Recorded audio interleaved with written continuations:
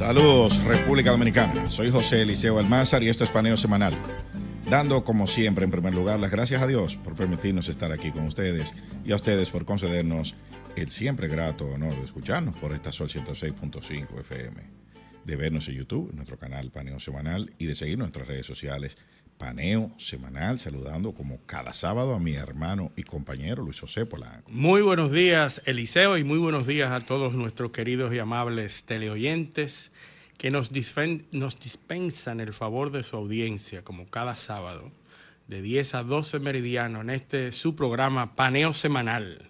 Bueno, Eliseo, mucha gente que nos está reportando audiencia desde Pensilvania. Sí. Increíble, el programa pasado, 3 personas de Pensilvania reportaron que nos están escuchando. Un saludo a Pedro Hernández, que nos reporta también y dice que es el programa que le gusta los sábados. Bueno, siempre digo cuando recibimos ese tipo de comentarios y de impresión del público, que eso es lo que hace comprometer a uno más. Así es. Porque mientras más gente te oye de más lugares del mundo, la capacidad de contrastar lo que uno está diciendo aquí con lo que ellos están viendo y con lo que piensan es mucho mayor. Y entonces nos compromete más a llevar un contenido de calidad. Y obviamente agradecer esa sintonía. Agradecer el favor que nos hacen de darnos su tiempo, que es algo que no tiene precio. Claro. Y de ponernos, no se recupera más. De ponernos atención. Así que seguimos adelante y muchas gracias. Bueno, pues iniciamos. Tú sabes que esta semana hay muchas informaciones. Demasiadas. Habíamos comentado la semana pasada que uno de los hechos más trascendentales de los últimos tiempos era la toma de posesión de Trump, no por ser una toma de posesión de un presidente norteamericano, sino por lo que implica esta toma de posesión, esta figura de Donald Trump y el impacto que tiene sus ideas y sus planteamientos y sus promesas en el mundo entero, en la geopolítica internacional. Vamos a hablar ya en el próximo segmento de todas las cosas que está haciendo Trump y todas las áreas que está cubriendo Trump apenas unos días. Yo creo que no nos va a dar tiempo. No nos va a dar tiempo, eso es definitivo. Porque cada medida de esas requiere una explicación y un análisis de profundidad. Mira, esa medida del Usolli. De Usolli, sí, lo vamos a tratar más adelante. Eso tiene implicaciones profundas. Y que no está siendo cubierto adecuadamente. Lo vimos en un artículo, pero que no está formando titulares en ningún medio. Yo creo que tú y yo compartimos el decreto, el texto del decreto, que es lo que dice. Sí, sí. Y si la gente ve lo que dice... Y la justificación. Y lo que dicen que dice... Sí. ¿De dónde, dónde se ancla eso? Pero bueno, vamos a dejarlo eso. Vamos a dejar eso por ahorita, porque si nos ponemos ahí a hablar... no, toma muchísimo tiempo y tenemos el segundo segmento para eso. Pero este segmento lo tenemos en Europa, porque nosotros estamos... hoy no vamos a hablar de Israel ni de China. No, de Israel solamente tenemos que decir que hay un informe del Comité de Inteligencia del Congreso que dice que Hamas está en un proceso de reagrupamiento y que ya ha logrado reclutar a 12,000 nuevos combatientes. Sí. Apenas le dan un respiro y se reagrupan. Dice, esa es la información que están manejando los israelíes. Sí. Y el Congreso norteamericano. Yo no sé si es verdad. Vamos a ver, porque también favorece al relato, ¿verdad? De no mantener y no bajar la guardia. Bueno, y también eso justifica, porque ahora que hay un cese al fuego, cuando el polvo se asienta, que se ve la destrucción. Sí. Y ahora es que se está viendo, cuando la gente está regresando, la dimensión de la destrucción que hubo ahí. Sí. O sea, se está hablando de casi 50,000 muertos. Sí. Y ni hablar de la parte de la infraestructura. Y la infraestructura, y la parte material, eso es el conflicto que ha tenido el mayor costo en vidas humanas de la historia reciente. Sí. Entonces, obviamente hay que justificar todo eso. Hay que decir ahora que se están reagrupando, que son peligrosos, que esto hay que justificarlo de alguna manera, porque nadie va a asumir la responsabilidad de la comunidad internacional de que se permitió que se destruyera eso ahí, se matara a toda esa gente. Y después gastaron dinero en la reconstrucción. Sin lograr los objetivos. Sin lograr los objetivos, porque ahora, mira lo que está pasando, y sé que no íbamos a hablar de eso, pero mira lo que está pasando. Por cada rehén que los israelíes están recibiendo, ¿tú sabes cuántos prisioneros están entregando? ¿Cuánto? 30 prisioneros. Sí. O sea, es 30 por 1. El acuerdo que se arribó. Es 30 por 1 el intercambio. Yo te doy un rehén, tú me das 30 prisioneros de esta lista. Imagínese que yo te doy. Imagínese el impacto de esos prisioneros. No, pero esos prisioneros, donde la mayoría de esos prisioneros son terroristas. Que no tienen más nada que hacer. Exactamente. ¿Para dónde va toda esa gente? A conspirar. A conspirar de nuevo. O sea, esa va a implicar lo primero. ¿Cuántos fueron? Tres rehenes. Tres rehenes. Que liberaron en la primera. Eso implicó el intercambio de entre 60 y 90 prisioneros. Sí.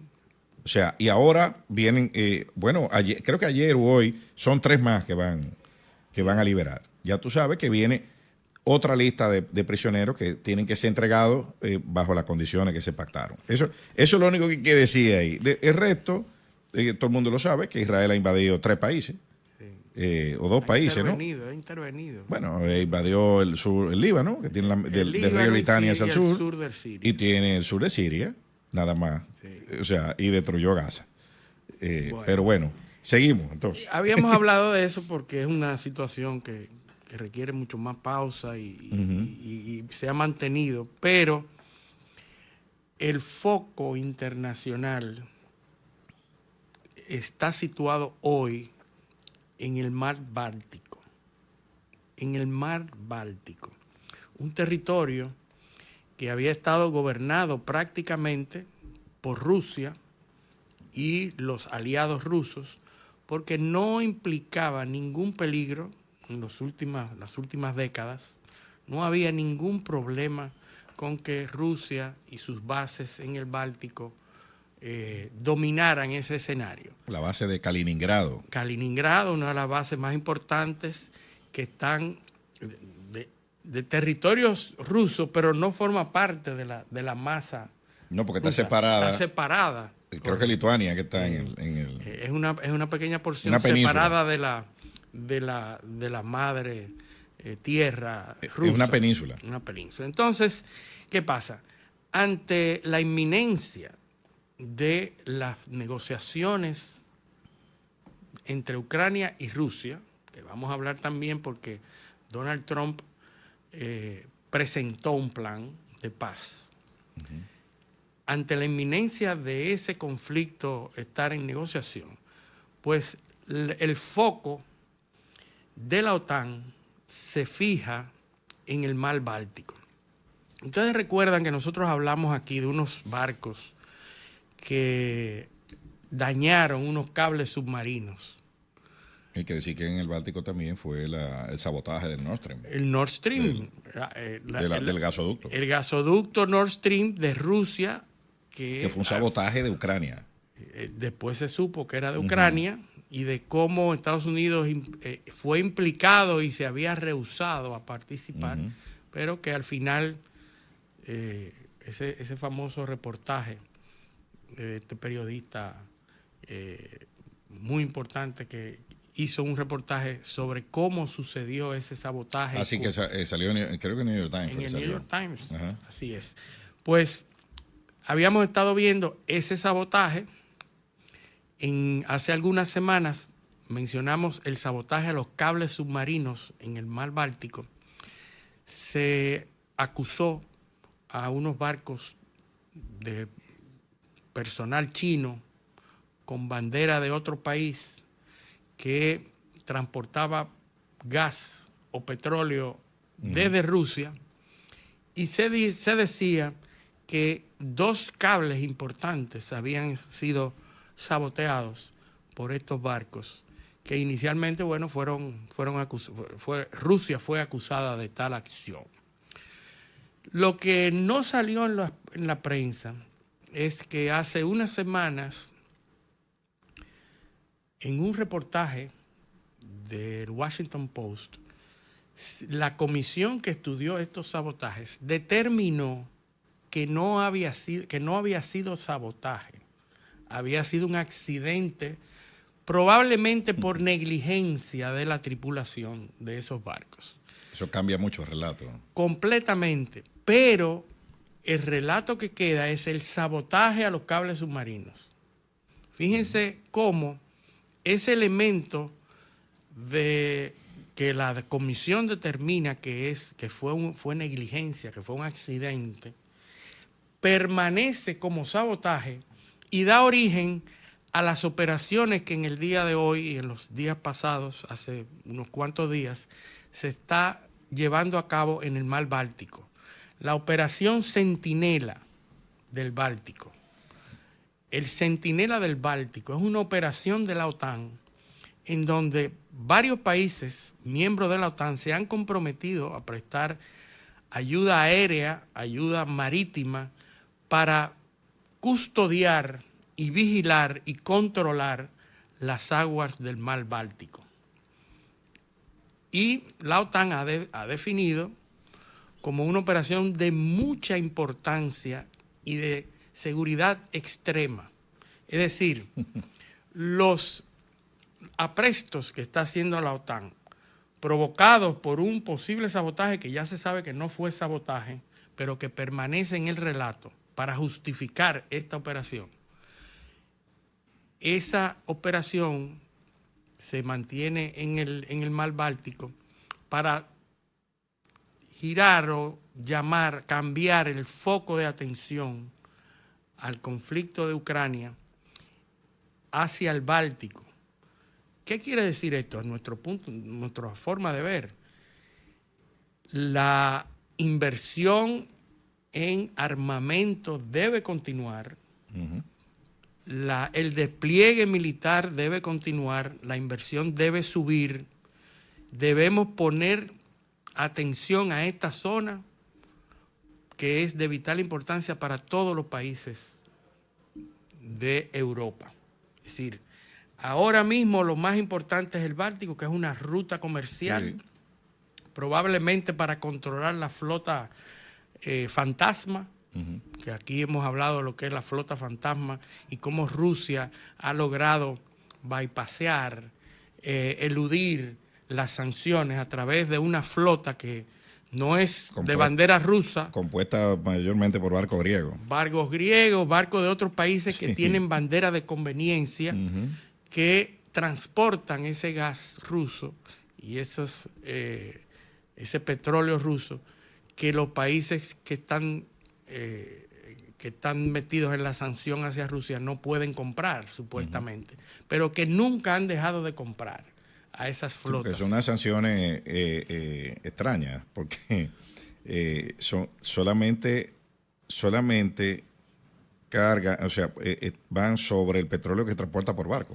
Sí. El que va por tubería no ha dejado de fluir. Los oleoductos, justo hace poco venció el contrato de Ucrania, por lo cual países que han sido afectados por ese cierre. Sí, pero decía el gasoducto fue lo que venció. El gasoducto que pasaba por Ucrania. Exacto. Que viene desde Rusia, pero increíblemente pasaba por Ucrania. Sí. Digo, recientemente ha sido cerrado ese, pero todos los demás están abiertos. Sí, y lo del leak y lo de petróleo. Y lo de petróleo crudo, también no tiene. Y refinado sigue fluyendo. Siempre y cuando sea para conveniencia de Europa y sus aliados, no hay sanciones. Porque las sanciones básicamente se centran sobre las compañías de transporte marítimo y sobre las aseguradoras. Sí. O sea, hay una penalidad para o sea que el sistema de seguros en el mundo funciona con seguros y reaseguros. Entonces, como los reaseguradores están todos, o los más grandes del mundo están en la Unión Europea. Sí, están en la Unión Europea impedidos de hacer operaciones con Rusia. O en Inglaterra, que son más grandes del mundo, que no es parte de la Unión Europea, pero se maneja alineado con la política de la Unión Europea. Sí. Entonces, como no te venden reaseguro, tú no puedes asegurar la carga. Entonces, por ahí es que lo controlan, pero como una flota fantasma de barcos vamos a decir pirata, porque no es Bueno, tampoco, no son piratas como nosotros los conocemos, ¿verdad? pero se transporta a su propio riesgo. Se transportan, la mayoría de ellos con muchos riesgos ecológicos, porque al no tener las regulaciones impuestas, al no estar supervisado adecuadamente, hay muchos riesgos ecológicos de derrame, esa es la realidad. Pero como en toda ley económica, el precio soporta riesgo. Como el precio es con un descuento tan grande, y una diferencia tan grande y unos márgenes tan importantes, pues entonces se transporta así y se asume el riesgo. Y que ha sido punto fundamental del sostén de la economía rusa. Ese petróleo que no se vende a los países que tradicionalmente se vendía antes del conflicto. Cuando, por ejemplo, el petróleo estaba a $100, que se disparó al principio del conflicto, países como la India y China llegaron a comprar a $40 el barril. Exacto. Es decir, fíjense la diferencia. Porque tú sabes por qué, qué es lo que pasa, Luis. Es el costo de extracción. Sí. Es algo que tú estás sacando del suelo. Sí. Entonces tú tienes países, por ejemplo, el costo de extracción de un barril de petróleo en Arabia Saudita, que es uno de los principales productores mundiales de petróleo, es menos de $20. Probablemente $12, $15. Sí, sí. Entonces, si tú lo vendes a 40, todavía hay un todavía te está ganando 25. No, y el petróleo ruso tiene una particularidad que no todos los países son capaces de refinarlo. No todos los países tienen esa capacidad tecnológica de refinar ese petróleo. Por eso India, China y otros tienen esa capacidad y lo compran y sacan tanto margen de beneficio de eso. Pero eso fue lo que sostuvo a la economía rusa al principio de los conflictos. Después de ahí no, o sea, después de ahí Rusia se modificó su estructura económica interna y se ha mantenido. Lo cierto es que a Rusia le conviene que se elimine el conflicto, que se detenga la guerra, que se pare ahí. Hay una propuesta de paz. A pesar de todas esas sanciones, las exportaciones marítimas, para que tú veas lo que una cosa es lo que dicen los periódicos y otra cosa es o los medios de comunicación. Sí. A pesar de todas esas sanciones, el volumen de petróleo ruso exportado por la vía marítima, ¿tú sabes cuánto cayó en el 2024?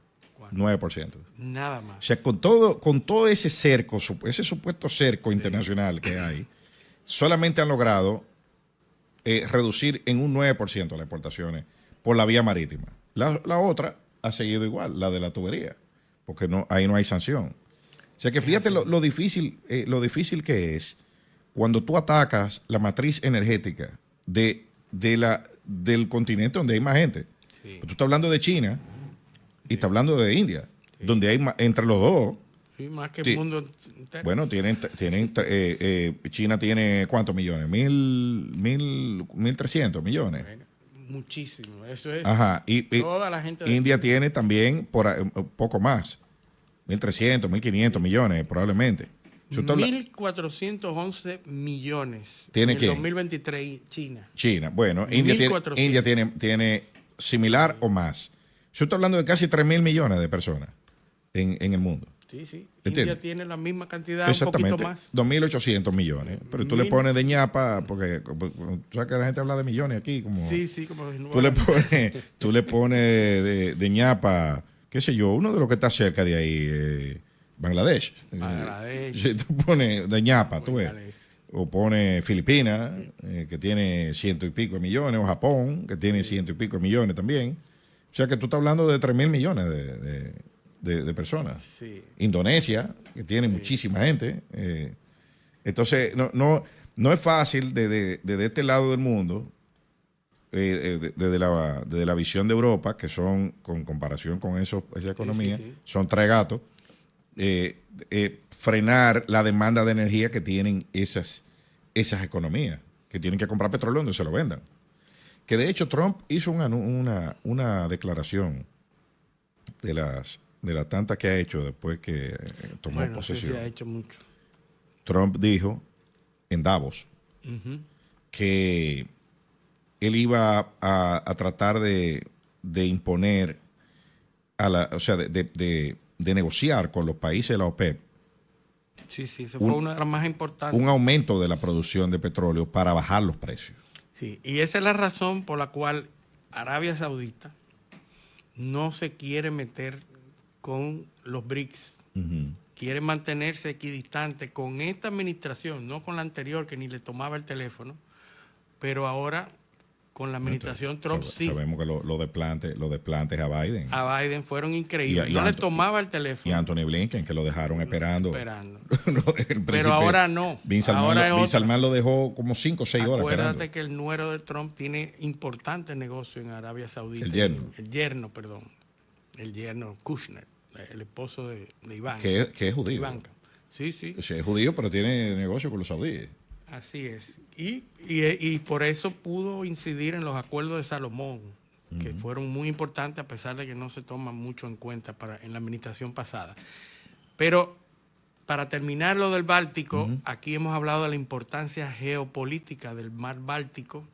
Una vez terminada y negociada la paz en Ucrania y Rusia, probablemente, el Báltico se convierte en una zona estratégica para el comercio, al igual que el Ártico, que el mar Ártico. Fíjate cómo se están preparando para el posguerra. Posguerra. El escenario posguerra. Correcto. Ese es el escenario posguerra que se ve llegar, y ahorita vamos a hablar después de la pausa del plan que los asesores de Trump dejaron filtrar a través del Wall Street Journal, como si se le escapara esa... Sí. Y ahí están los puntos principales del plan de paz de Trump con Ucrania y Rusia. Y de lo que dijo Putin, dijo que él está dispuesto a reunirse. Un Putin que primero dijo que él no tiene que felicitar a nadie. Él felicitó a Trump. Y después de esto felicitó a Trump.